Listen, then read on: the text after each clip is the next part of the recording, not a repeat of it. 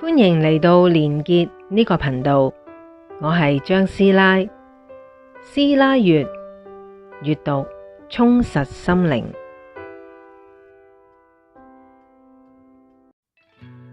貝德羅同伊麗莎白嘅故事打破咗我哋對靈魂伴侶嘅幻想。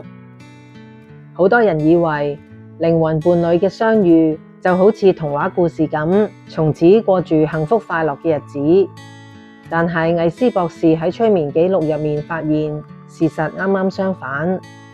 魏斯博士指出，靈魂係成群結隊一齊轉世，就好似貝德羅同伊麗莎白前世做過父女，做過夫妻，喺漫長嘅輪迴入面多次重逢。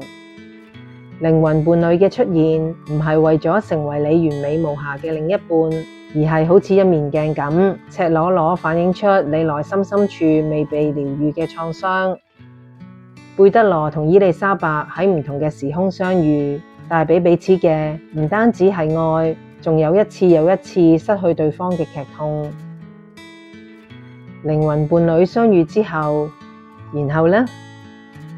然後就係修煉模式嘅開始。你必須透過對方呢面鏡，睇到自己內心嘅恐懼同執念，再去學識點樣去放下，點樣無條件去愛。